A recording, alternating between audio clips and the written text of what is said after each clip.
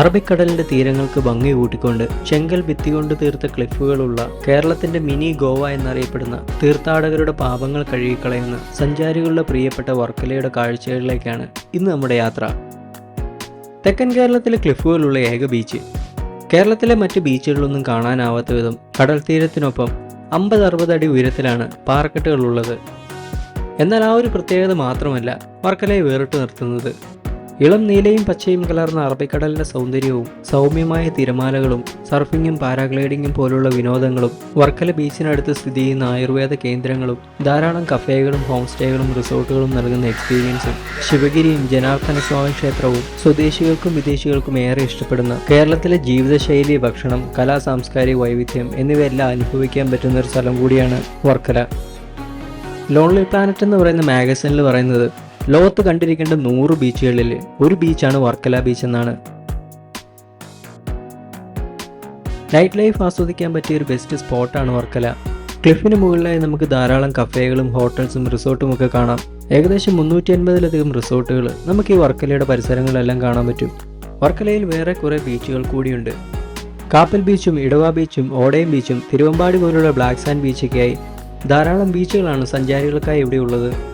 വൈവിധ്യമാർന്ന ഭക്ഷണങ്ങളൊക്കെ കഴിക്കാൻ പറ്റുന്ന ഒരു ബെസ്റ്റ് സ്പോട്ട് കൂടിയാണ് ക്ലിഫിലുള്ള ഇവിടുത്തെ കഫേകളും റെസ്റ്റോറൻറ്റുകളും.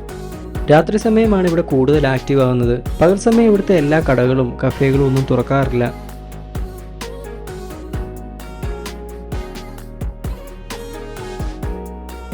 ഹിന്ദു മിത്തോളജിയിൽ പറയുന്നത് ഒരു തീർത്ഥാടക സംഘം മോക്ഷത്തിനായി നാരദനോട് മാർഗനിർദ്ദേശം തേടി പാപമോക്ഷം നേടാൻ ഒരു ആത്മീയ ശക്തിയുള്ള സ്ഥലം ഇവർക്ക് ആവശ്യമാണെന്ന് നാരദൻ മനസ്സിലാക്കി. ആയതിനാൽ അദ്ദേഹം തന്റെ വാളകം ആകാശത്തേക്ക് എറിഞ്ഞു. ആ വസ്ത്രം വീണ സ്ഥലത്ത് അവരോട് തപസ് ചെയ്യാൻ അദ്ദേഹം പറഞ്ഞു. ഈ വാളകം വീണ സ്ഥലമാണ് പിന്നീട് വർക്കല എന്ന പേരിൽ അറിയപ്പെടാൻ തുടങ്ങിയത്. ഈ സ്ഥലത്തെ ജലങ്ങൾ പാപങ്ങൾ കഴുകിക്കളയുന്നു. അതിനാലാണ് ഈ കടൽ തീരത്തെ പാപനാശനം എന്ന പേരിൽ ആരാധിക്കപ്പെടുന്നത്. 2000 വർഷങ്ങൾ പഴക്കമുള്ള ശ്രീ ജനാർദ്ദന സ്വാമി ക്ഷേത്രത്തിലേക്ക് ക്ലിഫിൽ നിന്ന് വെറും 2 കിലോമീറ്റർ മാത്രമാണ് ദൂരം. ദക്ഷിണ കാശി, ദക്ഷിണേന്ത്യയിലെ ബനാറസ് എന്നൊക്കെ അറിയപ്പെടുന്ന ഈ ക്ഷേത്രം കേരളത്തിലെ ഒരു പ്രധാനപ്പെട്ട വൈഷ്ണവ ആരാധനാലയമാണ്.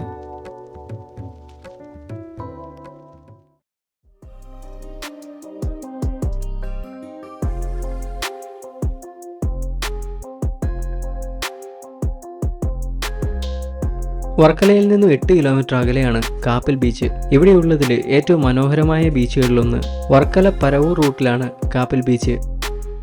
വേലിയേറ്റ സമയത്ത് കടലും കായലും ഒന്നിക്കുന്ന ഒരു പ്രദേശമാണിത്. ഇത് കാണാനായി ധാരാളം സഞ്ചാരികളാണ് കാപ്പൽ ബീച്ചിലേക്ക് എത്തുന്നത്.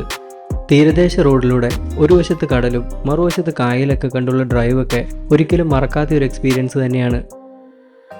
തിരുവനന്തപുരം, കൊല്ലം ജില്ലകളുടെ അതിർത്തി കൂടിയാണ് കാപ്പിൽ. ധാരാളക്കണക്കിന് വിനോദസഞ്ചാരികളാണ് ഓരോ വർഷവും ഇവിടെ എത്തിച്ചേരുന്നത്. അവരിൽ ധാരാളം ആളുകളും യോഗയും ആയുർവേദ ചികിത്സയും ഒക്കെ തേടിയാണ് ഇവിടെ എത്തുന്നത്. സർഫിങ്ങും പാരാഗ്ലൈഡിങ്ങും പാരാസെയിലിങ്ങും ബീച്ച് വോളിബോളൊക്കെയായി മറ്റു പല ആക്ടിവിറ്റീസിനും കൂടിയുള്ള സ്പോട്ട് കൂടിയാണ് വർക്കല. വർക്കല എക്സ്പീരിയൻസ് ചെയ്യാൻ പറ്റുന്ന ബെസ്റ്റ് ടൈം വിന്റർ ടൈം തന്നെയാണ്. ഒക്ടോബർ തൊട്ട് മാർച്ച് വരെയുള്ള മാസങ്ങളിൽ ചൂട് കുറച്ച് കുറവുണ്ടായിരിക്കും. വർക്കലയിലേക്ക് എത്തിച്ചേരാനായി ട്രിവാൻഡ്രം ഇന്റർനാഷണൽ എയർപോർട്ടിൽ നിന്ന് 43 കിലോമീറ്ററാണ്. വർക്കല ശിവഗിരി റെയിൽവേ സ്റ്റേഷനിൽ നിന്നാണെങ്കിൽ ബീച്ചിലേക്ക് വെറും 4 കിലോമീറ്റർ മാത്രമാണ്. അപ്പോൾ വർക്കലയെക്കുറിച്ചുള്ള ഈ ഒരു ചെറിയ വീഡിയോ ഇഷ്ടമാവുകയാണെങ്കിൽ ഞങ്ങളുടെ ചാനലൊന്ന് സപ്പോർട്ട് ചെയ്യാൻ മറക്കരുത്. അപ്പോൾ അടുത്ത ആഴ്ച മറ്റൊരു വീഡിയോയുമായി കാണുന്നിടം വരെ എല്ലാവർക്കും ബൈ.